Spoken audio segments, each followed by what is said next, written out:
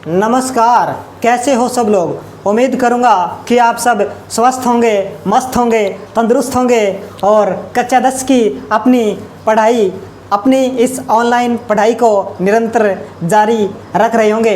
दोस्तों, कुछ विषम परिस्थितियों की वजह से मैं आपके सामने कुछ दिनों तक उपस्थित नहीं हो सका। इसके लिए मुझे भी खेद है और मैं आपसे इसके लिए माफ़ी मांगता हूँ। दोस्तों, पिछली कुछ कक्षाओं में हमने लगभग 7.2 के कुछ प्रश्नों पर बातें कर ली थी और आज हम इसके आगे के प्रश्न नंबर 5 पर बात करने वाले हैं। प्रश्न नंबर 5, ज़्यादा समय को ना गवाते हुए हम प्रश्न पर आते हैं। प्रश्न नंबर 5 हमसे क्या पूछ रहा है कि वह अनुपात ज्ञात करो जिसमें बिंदुओं A और B को मिलाने वाला रेखाखंड x अक्ष से विभाजित होता है। इस विभाजक बिंदु के निर्देशांक भी ज्ञात कीजिए। हमें उस अनुपात को ज्ञात करना है जो इन दोनों बिंदुओं को x अक्ष पर कोई बिंदु है वो किस अनुपात में विभाजित करता है। इसी के साथ हमें x अक्ष पर जो बिंदु है उन बिंदुओं के मान ज्ञात करने हैं। तो आइए दोस्तों, शुरू करते हैं अपनी क्लास को। इसमें आपको पता होगा विभाजन सूत्र आपको मैं करवा के गया था पहली क्लास में। विभाजन सूत्र क्या था ज़रा कमेंट बॉक्स में बताएं क्या था। m1 x2 plus m2 x1 बट्टा अंदर क्या था m1 प्लस m2। ठीक है, इसके बाद में एक सूत्र और था m1 y2 प्लस में m2 y1 बट्टा के अंदर m1 प्लस m2। उम्मीद करूँगा कि आपको ये फॉर्मूला याद होगा। अगर याद नहीं है तो अब याद हो गया होगा, याद तो आया ही होगा। ठीक है, इस प्रश्न से, इस फॉर्मूले से हमें अपना इस सवाल को हल करना है। ठीक है, इसके लिए क्या करेंगे, देखो बिंदुओं A और B दिए हुए हैं। ठीक है, मान लिया A बिंदु यहाँ पर है।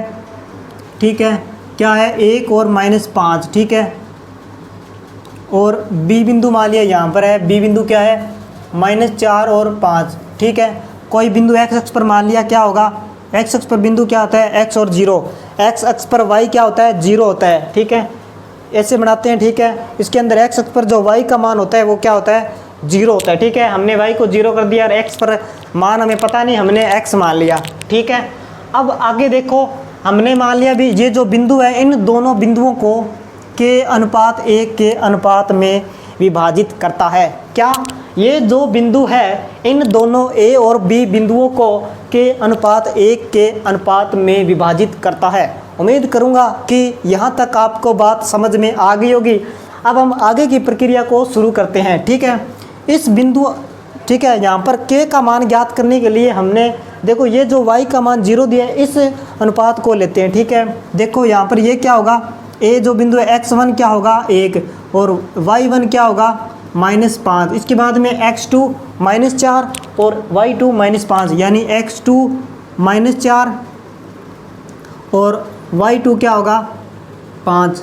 ठीक है, इसके बाद में k अनुपात ये m1 होता है और ये m2 होता है। ठीक है, अब देखो विभाजन सूत्र क्या होता है y वाला देखते हैं। y बराबर m1 y2 प्लस में m2 y1 बटा के अंदर m1 प्लस m2। ठीक है, ये हमारे पास सूत्र है। देखो y का मान यहाँ पर क्या होगा, ये y होगा और ये x होगा। ठीक है, y का मान हमारे पास 0 है बराबर। ठीक है, m1 का मान क्या है k गुणा y2 का मान देखो क्या है 5 प्लस में m2 का मान 1 गुणा में y1 का मान देखो क्या है -5। ठीक है, बट्टा में क्या होता है m1 प्लस m1 का मान k प्लस में m2 का मान 1, इसका मान क्या है 0। ठीक है, इसको यहाँ पर लिख लेते हैं। ठीक है, 0, इसको 0 से गुणा करेंगे तो क्या होगा बच्चों, ये हो जाएगा 0, यानी 0 हो जाएगा। ये बनेगा 5k। ठीक है, प्लस में प्लस, देखो ये प्लस और ये माइनस, इन दोनों का अगर गुणा करेंगे तो क्या बनेगा, देखो ये प्लस और ये माइनस, प्लस माइनस का गुणा करेंगे तो क्या आएगा -5। ठीक है, बराबर में क्या होगा 0 गुणा k प्लस 1। अगर किसी संख्या को 0 से गुणा करते हैं तो क्या बनता है 0। ठीक है, यानी 5k -5 बराबर 0। ठीक है, 5k ये -5 इधर आएगा तो क्या होगा प्लस का 5 हो जाएगा। ठीक है, यानी यहाँ से k का मान क्या आएगा 5, ये 5 गुणा में इधर आएगा तो भाग में, और 5 से 5 क्या हो जाएगा कट जाएगा, यानी k का मान हमारे पास क्या आ गया 1। ठीक है, अब k का मान 1 आ गया, यानी ये जो बिंदु है इस अनुपात को, ये जो बिंदु है इन दोनों को k अनुपात 1 यानी k का मान 1 आ गया, तो 1 अनुपात 1 के अनुपात में विभाजित करता है। ठीक है, यानी m1 का मान भी 1 है और m2 का मान भी 1 है। इसके बाद में हमें इस बिंदु के निर्देशांक ज्ञात करने हैं। ठीक है, इसके लिए आपको पता है x बराबर क्या होता है, m1 x2 प्लस में m2 x1 बट्टा में m1 प्लस m2। ठीक है, x का मान हमें ज्ञात करना है। m1 का मान 1 गुणा x2 का मान क्या है -4, ये लो -4 प्लस m2 का मान 1 गुणा x1 का मान कितना है 1, ये लो 1 बट्टा में m1 प्लस m2 यानी 1 प्लस 1। ठीक है, अब इसको हल करते हैं। -4 का गुणा 1 से करेंगे तो -4 प्लस में 1 गुणा 1 यानी 1 बट्टा में 2, 1 और 1 -4 में 1 जोड़ेंगे तो -3 बटा 2, ये लो हमारा उत्तर आ गया। यानी ये जो बिंदु है वो क्या होगा, इसको मान लिया P बिंदु है, तो ये बिंदु क्या होगा -3 बटा 2 और 0। ठीक है, उम्मीद करूँगा कि बात आपको समझ आ गई होगी। तो जल्दी से आप इसका स्क्रीनशॉट वगैरह ले लीजिए या फिर वीडियो को पॉज करके उतार लें।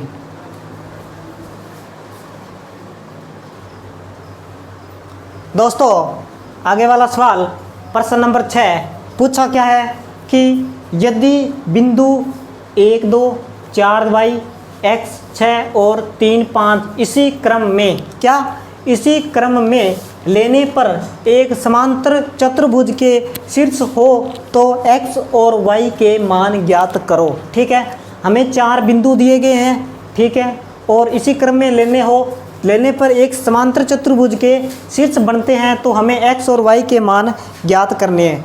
ठीक है दोस्तों, हमें क्या करना है, x और y के मान ज्ञात करने हैं। ठीक है, हमने एक समांतर चतुर्भुज बना लिया। ठीक है, ये लो भैया हमारा एक समांतर चतुर्भुज बन गया, a b c और d। ठीक है, हमने बिंदु ले लिए इसी क्रम में, यानी 1, 2 पहले बिंदु को दे दिया, दूसरे बिंदु को 4 और y, तीसरा बिंदु x और 6, चौथा बिंदु 3 और 5।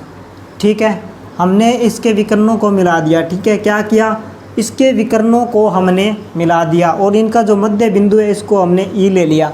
ठीक है, उम्मीद करूंगा दोस्तों कि यहाँ तक तो आपको कोई दिक्कत नहीं होगी। ठीक है, इसके बाद में आपको पता होगा मध्य बिंदु के निर्देशांक कैसे ज्ञात किए जाते हैं। मध्य बिंदु के निर्देशांक, दोस्तों मध्य बिंदु के निर्देशांक कैसे ज्ञात किए जाते हैं आपको पता होगा। ठीक है, नहीं पता है तो देखो x1 प्लस x2 बट्टा में 2। ठीक है, बट्टा में 2 और y1 प्लस y2 बट्टा में 2। ठीक है, इसका कंसेप्ट क्या है वो भी बता देता हूँ। देखो ये जो बिंदु है मध्य बिंदु समांतर चतुर्भुज है, ये जो बिंदु है इन दोनों भुजाओं को 1:1 के अनुपात में विभाजित करेगा और ये बिंदु इन दोनों, ये जो भी एक रेखा है इसको 1:1 के अनुपात में विभाजित करेगा। और अंतः विभाजन के सूत्र में जब आप m1 और m2 का मान 1:1 लोगे तो यही बनेगा। ठीक है, तो हम डायरेक्ट इस फॉर्मूले से इसको हल करने का प्रयास करेंगे। ठीक है, तो दोस्तों पहले a और c के मध्य बिंदु निकालिए, a व c के मध्य बिंदु। ठीक है, a व c के मध्य बिंदु निकालिए। ठीक है, क्या होंगे, देखो x1 प्लस ये होगा x1 y1 x2 y2 यानी 1 प्लस x बट्टा में 2 और 2 प्लस 6 बट्टा में 2 यानी 6 और 2 8 बट्टा में 2 यानी ये हो गया 4। ठीक है, इसके मध्य बिंदु क्या हो गए, 1 प्लस x बट्टा में 2 और 4। ठीक है, इसके बाद में बिंदु b और d के मध्य बिंदु। ठीक है, अब b व d के मध्य बिंदु। ठीक है, b व d के मध्य बिंदु देखो क्या होंगे।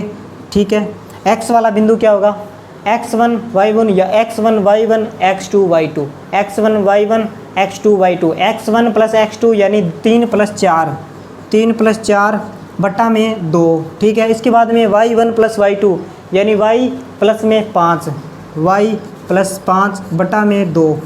ठीक है, अब देखो दोस्तों कि इन दोनों का मध्य बिंदु E है और इन दोनों का भी मध्य बिंदु E है, यानी इसके जो निर्देशांक है ए सी और बी डी के जो निर्देशांक हमें प्राप्त हुए हैं इनको हम एक दूसरे के बराबर रख सकते हैं। बराबर क्यों रख सकते हैं, क्योंकि ये दोनों के मध्य बिंदु क्या है, समान है। ठीक है, तो देखिए बराबर कैसे रखेंगे, 1 प्लस बटा में 2, ये जो इसके एक्स है वो इस एक्स का जो बिंदु है उसके बराबर होंगे। क्या है 3 + 4 7, यानी 7/2 के बराबर है। ठीक है, यहाँ से 2 कैंसिल हो गया, यानी 1 + x बराबर क्या होगा 7। x का मान क्या होगा 7, ये +1 इधर आएगा तो -1, यानी 7 में से 1 गया तो 6। x का मान हमारे पास 6 आ गया। ठीक है, इसके बाद में इसके y निर्देशांकों की तुलना करते हैं। ये देखो y + 5 बटा में 2 बराबर में इसका जो x अक्ष का मान है वो क्या है y, इस बिंदु पर y का मान क्या है 4। ठीक है, यानी y + 5 बराबर में 4, ये 2 भाग में इधर आएगा तो गुणा में। ठीक है, y + 5 बराबर 4 दूनी कितना होता है 8। ठीक है, y बराबर 8, ये 5 प्लस का इधर आएगा तो माइनस का, 8 में से 5 गया तो 3, यानी जो हमारा x और y के मान है वो क्या होगा, x का मान तो हमारे पास कितना है 6 और y का मान क्या है हमारे पास 3। ठीक है, उम्मीद करूँगा कि आपको ये बात समझ आ गई होगी। तो दोस्तों जल्दी से जल्दी इसका आप स्क्रीनशॉट ले लीजिए या फिर वीडियो को पॉज करके आप इस प्रश्न को उतार सकते हैं। ठीक है दोस्तों, प्रश्न नंबर 7 आपके सामने प्रस्तुत हो चुका है। पूछा है कि बिंदु A के निर्देशांक ज्ञात करो जहां AB एक वृत्त का व्यास है। क्या है दोस्तों, AB एक वृत्त का व्यास है जिसका केंद्र 2 3 है, 2 -3 है तथा B के निर्देशांक 1 4 दिए गए। ठीक है, बिंदु A के निर्देशांक ज्ञात करने हैं। AB वृत्त का व्यास है। सबसे पहले दोस्तों आप वृत्त को बना लीजिए, ये हमारे पास एक वृत्त बन गया। ठीक है, AB वृत्त का व्यास है, ये हमने AB वृत्त का क्या बना दिया दोस्तों, व्यास बना दिया। ठीक है, इसके बाद में जिसका केंद्र 2 -3 है, केंद्र मान लिया O है और इसका मान 2 -3 दिया गया है। ठीक है दोस्तों, इसके बाद में क्या है, B के निर्देशांक 1 4 है, B के निर्देशांक 1 और 4 मान लिए। ठीक है, करना क्या है, बिंदु A के निर्देशांक ज्ञात करो। मान लिया बिंदु A के निर्देशांक x और क्या है y है।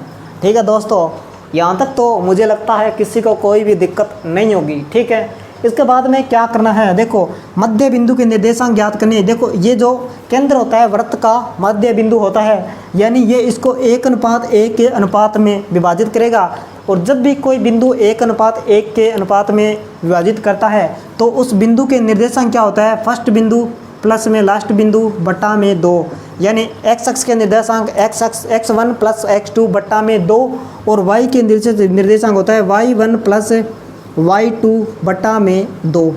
ठीक है दोस्तों, तो इन दोनों बिंदुओं के मध्य बिंदु निकाल लीजिए A और B के। ठीक है, A व B के मध्य बिंदु।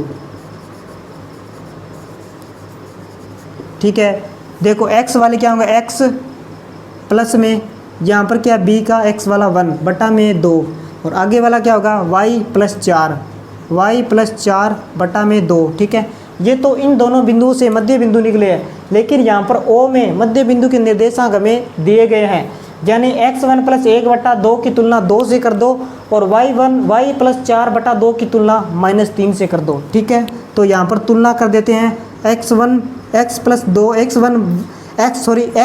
1 बटा में 2 बराबर क्या है 2। ठीक है, इसको हल कर लेते हैं, x + 1 बराबर 2, ये 2 गुण भाग में इधर आएगा तो गुणा में आ जाएगा, 2 दूनी 4। ठीक है, x + 1 बराबर 4 हो गया, x का मान क्या होगा 4, ये +1 इधर आएगा तो -1। ठीक है, x का मान क्या आ जाएगा, 4 में से 1 गया तो 3। ठीक है, इसके बाद में हम इसकी तुलना आगे वाले की तुलना यानी y + 4 बटा में 2, इसकी तुलना किससे करते हैं, इस -3 से। इसकी तुलना इस -3 से करनी है और इसकी तुलना हमने इस 2 से की है। ठीक है, इसका मान क्या है -3, यानी y + 4 बराबर -3 गुणा में क्या होगा 2, यानी y + 4 बराबर -3 गुणा 2 यानी -2 × 6। ठीक है, ये y बराबर -6, ये प्लस का 4 इधर आएगा तो -4, यानी y बराबर -6 और -4 -10। ठीक है, यानी जो बिंदु A है इसके निर्देशांक क्या है हमारे पास, x का मान 3 आया है और y का मान -10। उम्मीद करूँगा कि दोस्तों आपको ये छोटी सी बात समझ में आ गई होगी। तो दोस्तों जल्दी से आप इसका स्क्रीनशॉट मारिए या फिर वीडियो को पॉज करके उतार लें। दोस्तों प्रश्न नंबर 8 पूछा है, यदि a और b क्रमशः -2 और 2 - 4 हो तो बिंदु P के निर्देशांक ज्ञात कीजिए ताकि AP बराबर 3/7 AB है और रेखाखंड AB पर और P रेखाखंड AB पर स्थित है। ठीक है, क्या पूछा है कि यदि A और B के निर्देशांक क्रमशः ये और ये हो तो बिंदु P के निर्देशांक ज्ञात कीजिए ताकि AP बराबर 3/7 AB हो और P रेखाखंड AB पर स्थित है। ठीक है, मान लिया रेखाखंड AB ये है। ठीक है, मान लिया ये कोई रेखाखंड AB है और P है जो बिंदु P है वो इस रेखाखंड पर स्थित है। मान लिया बिंदु P यहाँ पर स्थित है। ठीक है, इसमें हमें AP बराबर 3/7 AB दिया हुआ है। ठीक है, क्या दिया है? AP बराबर 3/7 AB। ठीक है, यानी AP बटा ये 7 AB गुणा में इधर आएगा तो भाग में, यानी AB बराबर में हो जाएगा 3/7। अगर हम इसकी तुलना करें तो टोटल जो AB है वो 7 है। ठीक है, 7 भागों में बंटा हुआ है और जिसमें A और P की दूरी कितनी है, ऐसे मान लो भी टोटल जो AB की दूरी है वो कितनी है, 7 इकाई है। ठीक है, और जो AP है उसकी दूरी कितनी है, 3 इकाई, यानी A और P के बीच की दूरी 3 इकाई है। तो अगर A और P के बीच की दूरी 3 इकाई है तो यहाँ पर जो दूरी बची है वो कितनी होगी, यानी 7 में से 3 घटा दिया तो 4, यानी हमारे पास जो M1 का मान और M2 का मान क्या है, 3:1 है। ठीक है, अगर हम इसको निकालना चाहे मैथमेटिकल रूप में तो कैसे निकालेंगे, हमारे पास AP दिया है, इसको मान लिया 1 नंबर। ठीक है, अब हमारे पास BP कैसे निकलेगा, देखो B और P कैसे निकलेगा, AB - AP। देखो BP कैसे निकलेगा, B और P निकालना है, यानी इस पूरे में से अगर हम इसको घटा दें तो ये बचेगा। ठीक है, हमें BP चाहिए तो इस पूरे में से अगर हम इसको घटा दें तो ये हमारे पास बचेगा, यही हमने किया है। ठीक है, तो देखो BP। ठीक है, AB - AP का मान हमारे पास क्या है, समीकरण 1 से 3/7 AB। ठीक है, अब देखो इसमें भी AB है, इसमें भी AB है, दोनों में AB है तो AB को आप कॉमन ले लो, यानी AB कॉमन आ गया, यहाँ पर AB कॉमन आ गया तो बचा क्या, 1, बीच में माइनस है, माइनस, ये यहाँ पर AB कॉमन आ गया, बचा क्या, 3/7। अब हम इसको लघुत्तम से हल कर लेंगे। ठीक है, यानी ये आएगा AB। ठीक है, AB यहाँ पर लघुत्तम लेंगे 1। ठीक है, 7 लघुत्तम आएगा। ठीक है, और इस 7 में 1 का भाग देंगे तो 7 को 1 से गुणा करेंगे तो 7 माइनस 7 को 7 से भाग देंगे तो 1 का 3 से गुणा करेंगे तो 3, यानी 7 में से 3 गया तो 4 AB। ठीक है, 7 में से 3 गया 4/7। ठीक है, अब हमें ये क्या बिंदु, इन दोनों ये जो बिंदु है इस P बिंदु को किसी अनुपात में विभाजित करेगा। अनुपात को ज्ञात करने के लिए मान लिया, ठीक है, ये समीकरण 2, समीकरण 1 में 2 का भाग देने पर, ठीक है, क्या करेंगे, समीकरण 1 में 2 का भाग देंगे। ठीक है, भाग देने पर, ठीक है, समीकरण 1 में 2 का भाग देंगे, यानी AP बट्टा में क्या होगा, BP। ठीक है, AP का मान क्या है हमारे पास, देखो 3/7 AB, 3/7 AB, और जो BP का मान है वो क्या है हमारे पास, AB 4/7 AB। ठीक है, 4/7 AB है। ठीक है, AB से AB कट गया और 7 से 7 कट गया, बचा क्या, 3/7। ठीक है, और यही हमने निकाला है, A से P की दूरी 3 इकाई और B से P की दूरी 4 इकाई। ठीक है, अब हमें ज्ञात क्या करना है, रेखाखंड AB बिंदु P के निर्देशांक ज्ञात करने हैं। हमने मान लिया x और y है। ठीक है, और हमारे पास A बिंदु क्या दिया गया है, -2 यानी -2 और -2, और B बिंदु क्या दिया गया हमारे पास, 2 और -4। ठीक है, बिंदु x के मान, x का मान ज्ञात करना है तो M1x2 प्लस M2yx1 बट्टा में M1 प्लस M2। ठीक है, M1 का मान क्या है, 3 गुणा x1, ये x1 है, ये y1, ये x2 और ये y2। ठीक है, तो M1 x2 का मान कितना है, 2, प्लस में m2 का मान 4 गुणा ये है m1 ये m2, ठीक है। m2 x1 का मान कितना है -2, ये लो -2 बट्टा में m1 प्लस m2 यानी 3 प्लस 4, ठीक है। इसको हल करेंगे 3 दूनी 6, ये प्लस माइनस 4 दूनी 8 बट्टा में 3 और 4 7, 8 में से 6 में से -8 घटाएंगे तो -2/7। x का मान आ गया हमारे पास -2/7। इसके बाद में y का मान ज्ञात करेंगे तो m1y2 प्लस m2y1 बट्टा में m1 प्लस m2, ठीक है दोस्तों। तो देखो m1 का मान क्या है हमारे पास 3 और y2 का मान हमारे पास है -4 प्लस m2 का मान 4 गुणा y1 का मान हमारे पास -2, ठीक है, -2 बट्टा में m1 प्लस m2 यानी 3 प्लस 4, ठीक है। हल करेंगे 4 गुणा -3 गुणा -4 यानी -4 दिया 12, ये प्लस माइनस होगा, ठीक है। 4 दूनी 8 हो जाएगा, ठीक है, बट्टा में 3 और 4 7 यानी 12 और -8 -20 बट्टा में 7। इसका मान आ गया -20/7 यानी P के निर्देशांक क्या हो जाएंगे, P के निर्देशांक क्या हो गए हमारे पास -2/7 और -20/7, ठीक है। उम्मीद करूँगा कि आपको समझ आ गया होगा दोस्तों। जल्दी से आप इसका स्क्रीनशॉट मार लें ताकि आगे के 2 सवाल बचे हुए हैं उनको भी हम जल्दी से फिनिश कर दें। दोस्तों प्रश्न नंबर 9 क्या पूछा है कि बिंदुओं A और B को जोड़ने वाले रेखाखंड AB को 4 बराबर भागों में विभाजित करने वाले बिंदुओं के निर्देशांक ज्ञात करो, ठीक है। बिंदुओं A और B को जोड़ने वाले रेखाखंड AB को 4 बराबर भागों में विभाजित करने वाले बिंदुओं के निर्देशांक ज्ञात करो। क्या करेंगे, बिंदु A और B मान लिए, ठीक है।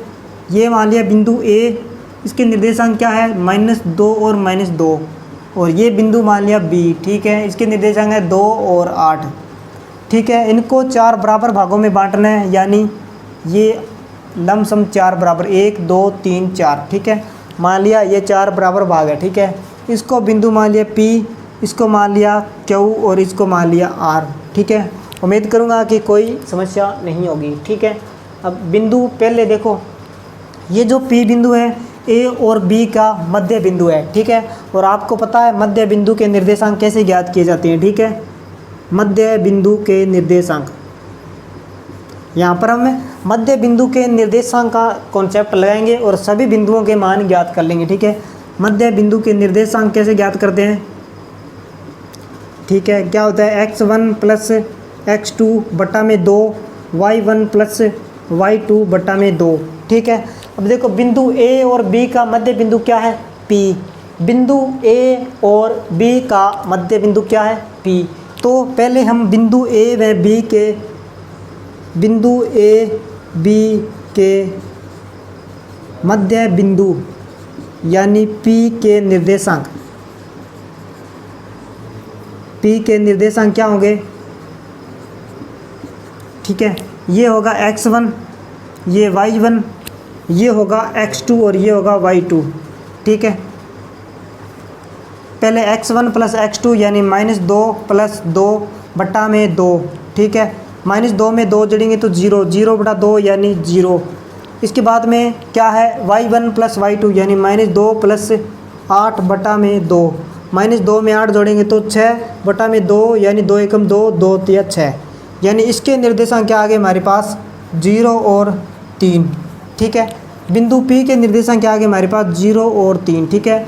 बिंदु A और P का मध्य बिंदु क्या है Q है, बिंदु A और P का मध्य बिंदु क्या है Q है। तो Q के निर्देशांक भी हम ज्ञात कर सकते हैं, यानी बिंदु A P के मध्य बिंदु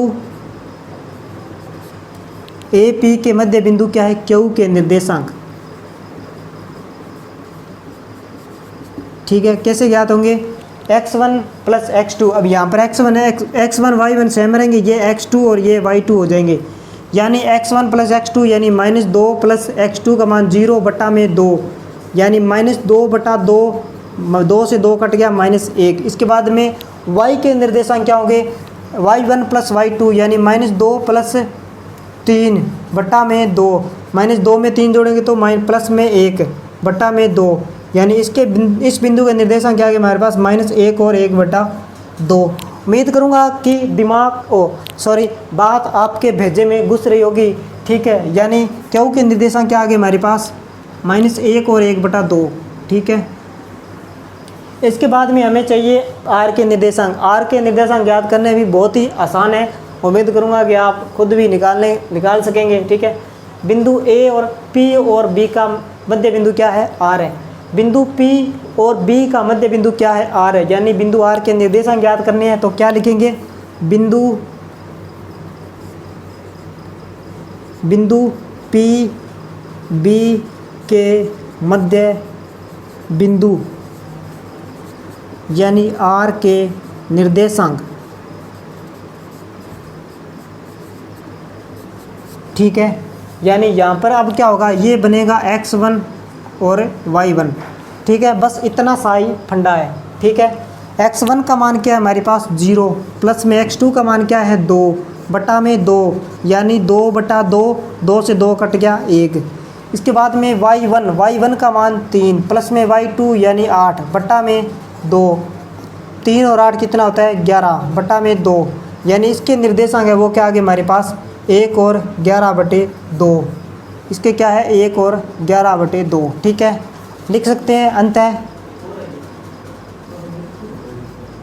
बिंदुओं, ठीक है, P, इसके बाद अंतः बिंदुओं P, Q व R के निर्देशांक क्या होंगे, ठीक है। P के निर्देशांक क्या निकाले हमने 0 3, 0 और 3, ठीक है। और Q के निर्देशांक क्या है -1 और 1 बटा 2। R के निर्देशांक क्या है हमारे पास 1 और 1 11 बटे 2, ठीक है। उम्मीद करूँगा कि बात आपको समझ आ गई होगी। तो दोस्तों जल्दी से उतार लीजिए ताकि अंतिम प्रश्न को करने के बाद आपसे विदा ली जाए आज के लिए। दोस्तों आज का अंतिम प्रश्न, एक समचतुर्भुज का क्षेत्रफल ज्ञात कीजिए जिसके शीर्ष इसी क्रम में 3 0 4 5 -1 4 और -2 और -1 है, ठीक है। समचतुर्भुज बोला है, ठीक है। हमने समचतुर्भुज बना लिया, ठीक है। ये कोई समचतुर्भुज है। पहला बिंदु ए मान लिया 3 और 0, दूसरा बी यानी 4 और 5, तीसरा सी -2 -1, चौथा डी मान लिया, ठीक है। एक मिनट 3 0 4 5 ये होगा -1 और 4, लास्ट वाला क्या होगा 2 -2 और -1, ठीक है। कोई समचतुर्भुज ABCD जिसके A B C और D के निर्देशांक इसी क्रम में हमें दिए गए थे, हमने उतार दिया, ठीक है। क्षेत्रफल पूछा है तो समचतुर्भुज के क्षेत्रफल का सूत्र क्या होता है, समचतुर्भुज का क्षेत्रफल। दोस्तों इसके जो फॉर्मूला है उसको आप कमेंट बॉक्स में बताइए जल्दी से कि इसका फॉर्मूला क्या होता है, ठीक है। समचतुर्भुज का फॉर्मूला, ठीक है, क्या होता है 1/2 इंटू विकर्णों का गुणनफल। क्या 1/2 इंटू विकर्णों का गुणनफल, ठीक है। यानी हमें इसके विकर्णों का मान ज्ञात करना होगा। विकर्णों का मान मतलब विकर्णों के बीच की दूरी, विकर्णों की दूरी ज्ञात करनी होगी, ठीक है। यानी यहाँ पर हमें अंतः विभाजन के सूत्र का प्रयोग नहीं करना है, हमें यहाँ पर किसका प्रयोग करना होगा, दूरी सूत्र का प्रयोग करना है। यानी दूरी सूत्र क्या, ए और सी के बीच की दूरी ज्ञात करनी होगी, ठीक है। क्या होता है √x2 - x1 का होल स्क्वायर प्लस में y2 - y1 का होल स्क्वायर, ठीक है। ये होता है हमारे पास दूरी सूत्र, ठीक है। इसमें मान रखो x2 यानी ए और सी के बीच की दूरी ज्ञात करनी है, तो यहाँ पर ये होगा x1, ये y1, ये x2 और ये y2, ठीक है। x2 - x1 यानी -1 -3, -1 और -3 का होल स्क्वायर प्लस में y2 - y1 यानी 4 - 0 का होल स्क्वायर, ठीक है। यानी इसको हल करेंगे तो -1 और -3 -4 की होल स्क्वायर प्लस में 4 - 0 यानी 4 की होल स्क्वायर, ठीक है। इसको हल करेंगे तो 4 की स्क्वायर 16 और इस 4 की स्क्वायर भी 16, -4 की वर्ग कर स्क्वायर करेंगे तो 16 ही आएगा। ठीक है, 16 और 16 को जोड़ेंगे तो 32 यानी √32। ठीक है, ये हमारे पास पड़ा है। ठीक है, इसके बाद में हमें बी और डी के बीच की दूरी ज्ञात करनी है। ठीक है, दूरी बी डी। ठीक है, √x2 - x1 की होल स्क्वायर प्लस में क्या y2 - y1 की होल स्क्वायर। ठीक है, इसमें बिंदु क्या हो जाएंगे, बी और डी दिया है यानी x1 y1 x2 y2। ठीक है, x1 क्या है हमारे पास, x2 क्या है हमारे पास -2, x1 क्या है -4 यानी -4 होल स्क्वायर प्लस में y2 का मान -1 -y1 का मान 5 होल स्क्वायर बराबर √-2 और -4 -6 होल स्क्वायर प्लस में -1 और -5 -6 होल स्क्वायर। ठीक है, बराबर -6 की होल स्क्वायर 36 और प्लस में -6 की होल स्क्वायर 36 और 36 जोड़ेंगे तो √72। ठीक है, दोनों विकर्ण निकाल लिए। ठीक है, समचतुर्भुज का क्षेत्रफल क्या होगा, 1/2 इंटू विकर्णों का गुणनफल, विकर्णों का गुणनफल 1/2 इंटू विकर्ण का मान क्या है, एक विकर्ण तो है AC गुणा दूसरा विकर्ण क्या है B और D। ठीक है, 1/2 AC का मान क्या है हमारे पास √32 और BD का मान क्या है हमारे पास √72। ठीक है, अब इसमें जो कॉमन निकलता है उसको निकाल लेते हैं। ठीक है, यहाँ पर करता हूँ, √32 है। ठीक है, इसको क्या लिख सकते हैं, 2 16 फिर 2 8 फिर 2 4 फिर 2 2 और फिर 2 1। ठीक है, ये एक जोड़ा बन गया, ये एक जोड़ा बन गया, यानी यहाँ से 2 यहाँ से 2, यानी √32 का मान क्या होगा हमारे पास 1/2 गुणा 2 गुणा 2 √2। इसके बाद में √72 है। ठीक है, 72 को निकालेंगे तो 2 3 दूनी 6 6 दूनी 12 फिर 2 2 एकम 2 8 दूनी 16 फिर 2 9 फिर 3। ठीक है, ये यानी 1 2 यहाँ से आएगा और 1 3 यहाँ से आएगा, यानी 2 गुणा 3 गुणा √2। ठीक है, अब इस 2 से ये 2 कट गया। ठीक है, बराबर 2 गुणा ये 2 गुणा 3 गुणा √2 गुणा √2। ठीक है, रूट से रूट हट जाएगा। ठीक है, यानी 2 दूनी 4 तिया 12 गुणा में 2 12 दूना 24। ठीक है, इसका मात्रक दिया नहीं तो वर्ग इकाई।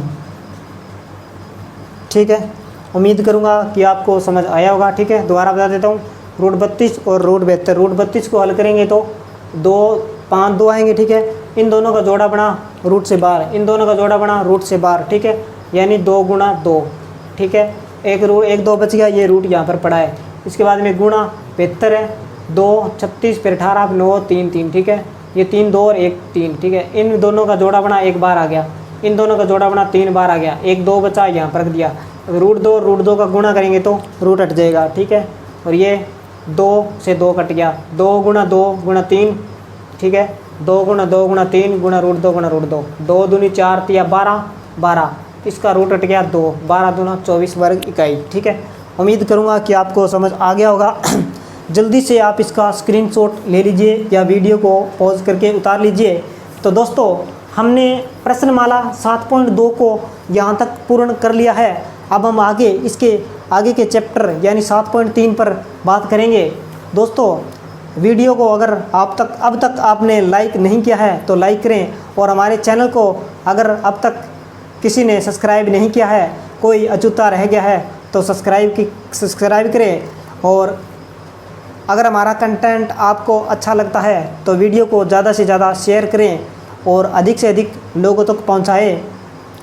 ठीक है, तो दोस्तों, इसी के साथ मैं आपसे विदा लेता हूं। जय हिंद, जय भारत, धन्यवाद।